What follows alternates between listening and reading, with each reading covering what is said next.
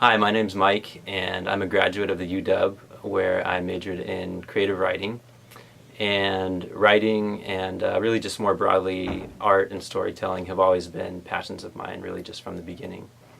Even before I knew how to write, I always had stories in my mind that I wanted to tell. And so as a little kid, even before preschool, I drew picture books and would dictate to my mom the words that I wanted to go with the pictures.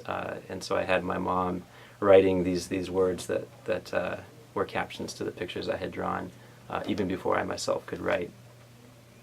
In stories, beginnings are always very important. The beginning of a story establishes vital information about the characters involved and really sort of provides the foundation for understanding and interpreting the events that follow. So today, I want to talk about literally the very first beginning, the beginning of the entire world as told in Genesis chapter 1, from an artist's point of view, and specifically from a writer's point of view. So in Genesis, we have the story of God creating the world, and I'm just going to read verses 9 and 10. And God said, "Let the waters under the sky be gathered together into one place, and let the dry land appear." And it was so. God called the dry land earth, and the waters that were gathered together he called seas. And God saw that it was good. So what stands out to me about this as a writer is that here's God, like an artist, creating the entire world, and he doesn't make any mistakes. So in writing, like most other endeavors, I think rarely do things ever come out perfectly on the first attempt.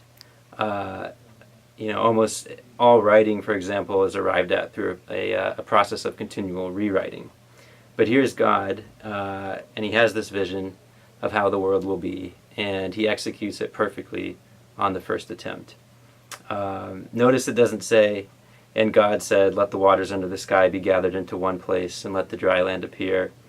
And the waters were gathered into 2 or 3 places, and the dry land appeared, but it was hard to see and kind of not really dry, more wet." No, it was exactly as he said it ought to be. And then God saw that it was good, so he immediately knows that his work is good. So what the beginning of the story of our world tells us about the character of God is that the fruits of his labor are unmistakably good, and he does not make mistakes. So we can trust that if God is involved, if he is acting, what he will do is for good. And this is not to say that the world isn't filled with evil, with bad things.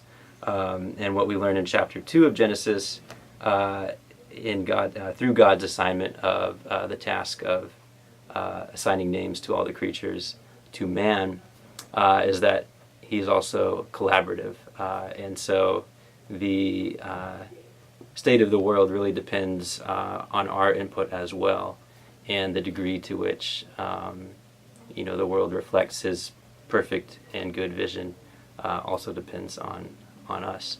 But that is a story for another time. Thank you.